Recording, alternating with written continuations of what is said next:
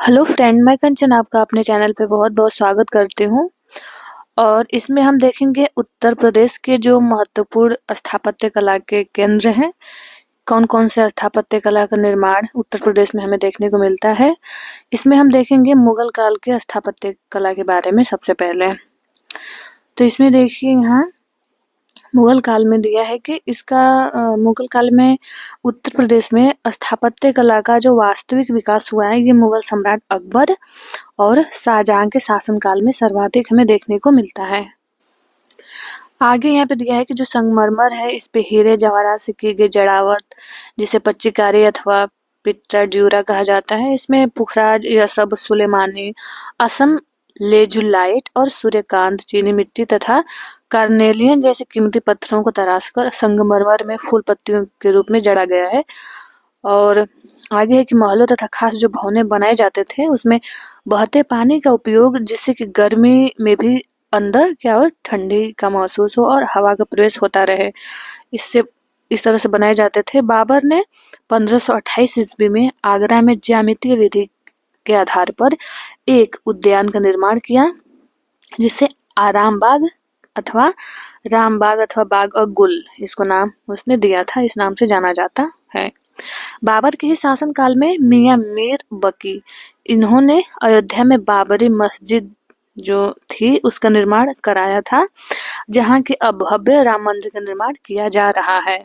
आगे हम देखते हैं अकबर के प्रमुख स्थापत्य कला। अकबर ने मुगल स्थापत्य कला की वास्तविक शुरुआत करते हुए इसे काफी भव्यता प्रदान की थी। अकबर के निर्माण कार्यों में सर्वाधिक महत्वपूर्ण है आगरा का किला और एवं फतेहपुर सीकरी। जैसे हम चित्र में देख पा रहे हैं आगरे के किला को, अकबर ने इसका निर्माण 1566 ईस्वी में अपने वास्तुकार कासिम खां की निगरानी में आगरा के लाल किला का निर्माण करवाया था। इसमें 2 द्वार हैं, एक है पश्चिम में, इसको दिल्ली द्वार कहा जाता है, और पूरब में जो द्वार निर्मित है, इसको अमर सिंह द्वार कहा जाता है। आगरा के किला की बनावट राजा मानसिंह के ग्वालियर का जो किला है उससे प्रेरित बताया जाता है। आगरा के बाद अकबर ने इलाहाबाद का किला का भी निर्माण कराया। दूसरा है फतेहपुर सीकरी नगर। जो फतेहपुर सीकरी है, इसकी स्थापना अकबर ने शेख सलीम चिश्ती के सम्मान में सीकरी नाम से की। गुजरात विजय के पश्चात उसने इस नगर का नाम बदलकर फतेहपुर सीकरी कर दिया। जब गुजरात विजय करके वो लौटता है तो इसका नाम फतेहपुर सीकरी कर देता है। इसे मुगल साम्राज्य की राजधानी भी बनाया अकबर ने। वास्तुकार बहाउद्दीन के निर्देशन में इस नगर का निर्माण 1571 ईस्वी में आरंभ होकर और 1585 ईस्वी में पूरा हुआ। ये हम फतेहपुर सीकरी के यहाँ पे चित्र देख रहे हैं। आगे हम देखते हैं फतेहपुर सीकरी के भीतर के जो प्रमुख निर्माण कार्य हैं कौन कौन से, उसके अंदर भी महत्वपूर्ण छोटे छोटे स्थापत्य कला का निर्माण किया गया है। यहाँ देखते हैं बुलंद दरवाजा। देखिए जो बुलंद दरवाजा है, इसका निर्माण अकबर करवाता है जब वह गुजरात विजय करके लौटता है, तो इसके उपलक्ष्य में वो बुलंद दरवाजा का निर्माण करता है। यह जो इमारत है बुलंद दरवाजा जो ये है, इसमें इसकी ऊंचाई 176 फीट ऊंची है। दरवाजा की ऊंचाई, ये जो इमारत है बुलंद दरवाजा, इसकी ऊंचाई जो है 176 फीट है और इसमें जो दरवाजा लगा है इसकी ऊंचाई 134 फीट है। आगे है सलीम चिश्ती का मकबरा। ये है नगर के उत्तर पश्चिम कोने में स्थित जामा मस्जिद के बरामदे में शेख सलीम चिश्ती का मकबरा है, यानी इसी फतेहपुर सीकरी के ही उत्तर पश्चिम में कोने पे स्थित है सलीम चिश्ती का मकबरा, जो कि यहाँ पे चित्र में दिखाया जा रहा है। इस वर्गाकार मकबरे में संगमरमर का प्रयोग किया गया है। संगमरमर के काम देखने को मिलते हैं और ये जो संगमरमर का काम इसमें करवाया था, ये जहांगीर ने करवाया था। आगे हम देखते हैं पंचमहल।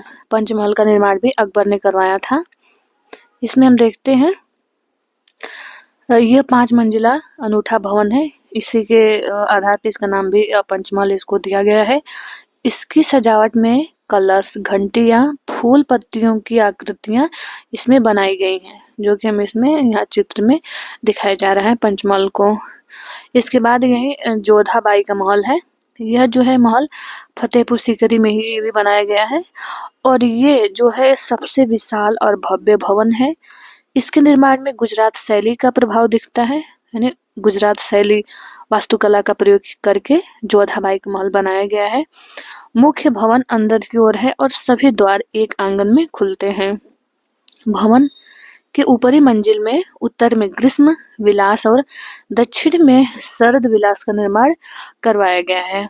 जोधाबाई का जो महल है, ये महल के समीप ही मरियम का महल है। इसका निर्माण पर फारसी कला का प्रभाव, जो मरियम उर जमानी का महल है उस पे फारसी कला का प्रभाव देखने को मिलता है। आगे हम देखते हैं दीवान ए आम एवं दीवान ए खास।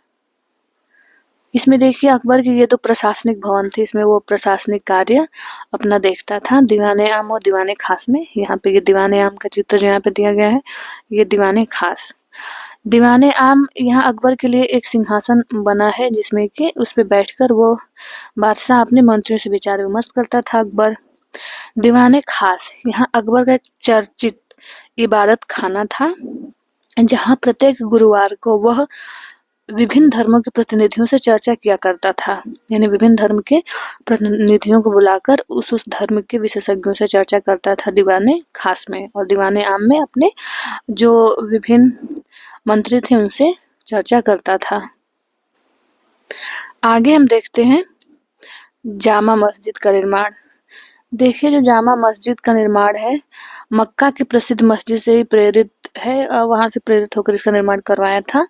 अकबर ने इसका निर्माण 1528 ईस्वी में करवाया था और यही जामा मस्जिद से ही उसने दीन और इलाही, जो दीन और इलाही धर्म उसने चलाया था, तो दीन और इलाही धर्म की घोषणा उसने जामा मस्जिद से ही की थी। और एक इसी में है हिरण मीनार।